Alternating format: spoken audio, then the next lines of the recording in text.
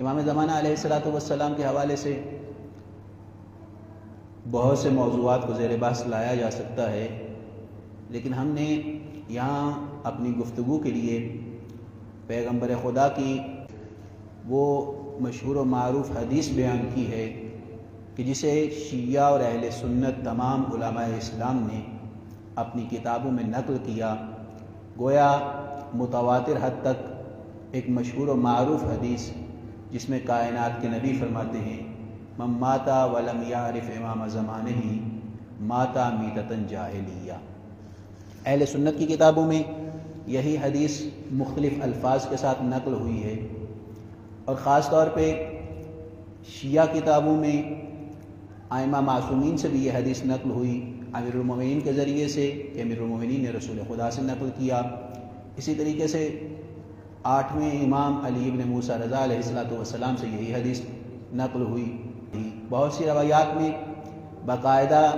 اہل بیت نے یعنی ائمہ اہل بیت نے رسول خدا سے نقل کیا کہ کائنات کے نبی فرماتے ہیں جو بھی من ماتا جو بھی مر گیا ولم یعرف امام زمانہ اس نے اپنے زمانے کے امام کو نہ پہچانا ماتا میتۃ جاہلیہ گویا وہ جاہلیت کی موت مرا۔ شاید ظاہری طور پہ اگر کوئی سادہ سا ترجمہ دیکھے تو شاید یہی سمجھے گویا ہمیں یہ تاکید کی جا رہی ہے کہ یہ پہچانو تمہارا 12واں امام کون ہے، اس کا نام کیا ہے، والد کا نام کیا ہے، والدہ کا نام کیا ہے، اور ایک ظاہری معرفت جسے آپ کہہ سکتے ہیں کہ شناختی کارڈ والی معرفت کہ نام کیا، والدیت کیا، کب پیدا ہوئے، کہاں پہ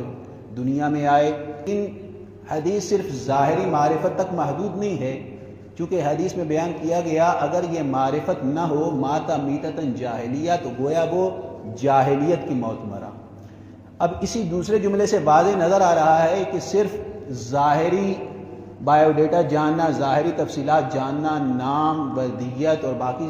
سادہ چیزوں کو سمجھنا یہ معرفت مراد نہیں ہے، اگرچہ یہ معرفت ایک بنیادی معرفت ضرور ہے، ابتدائی معرفت ضرور ہے، لیکن صرف یہ معرفت بنیاد نہیں ہے۔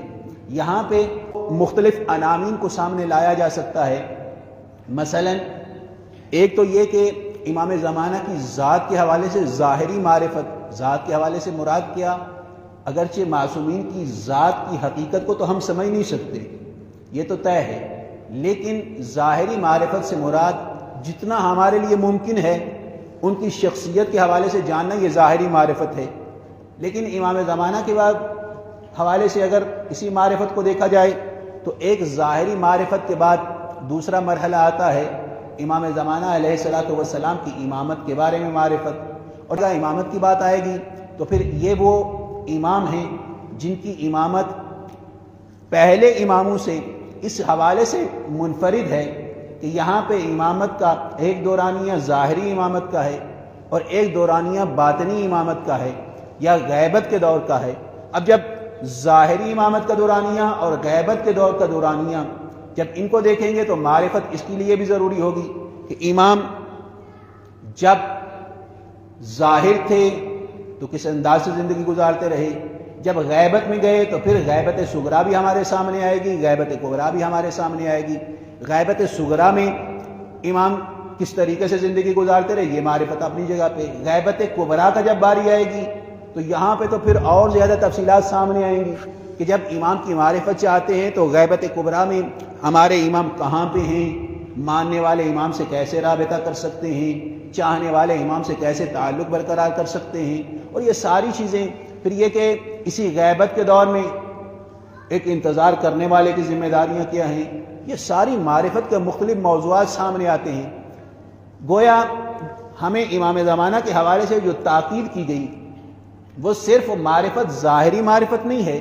بلکہ اس کے بعد معرفت کے جو مختلف ابواب ہمارے سامنے آتے ہیں کہ امام کی ظاہری معرفت کے بعد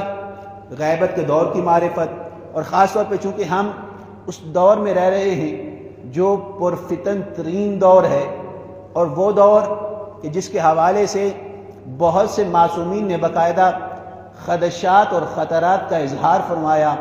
اور یہ الگ مستقل موضوع بھی ہے کہ غیبت کے دور میں کون سے خطرات تھے۔ بہت سے معصومین سے باقاعدہ یہ روایات بھی نقل ہوئی کہ غیبت کے دور میں بہت سے خطرات انسان کے سامنے آئیں گے۔ فی الحال کہنے کا مقصد صرف یہ کہ معرفت جو مطلوب معرفت ہے وہ صرف ظاہری نام اور ولدیت کی معرفت نہیں ہے، بلکہ اس سے ہٹ کے اور خاص طور پہ چونکہ ہم غیبت کے دور میں رہ رہے ہیں، ایک منتظر ہونے کے حوالے سے، انتظار کرنے والے کے حوالے سے ہماری ذمہ داریاں کیا ہیں، ان کی معرفت، حقیقی انتظار کرنے والا کسے کہا جا سکتا ہے، اس کی معرفت، یعنی معرفت کے مختلف ابواب ہمارے سامنے آتے ہیں۔ حقیقت یہ ہے کہ اگر یہ معرفت نہیں ہے تو ایک طرف تو وہ حدیث جو عنوان کلام قرار دی ہم نے کہ ماتا میتتن جاہلیہ، اور دوسری طرف یہی معرفت کا نہ ہونا، یہی علم کا نہ ہونا، یہ باعث بن سکتا ہے کہ شاید خدا نہ کرے ہم خود یعنی ماننے والے اپنے زمانے کے امام کی اذیت اور تکلیف کا باعث بنے۔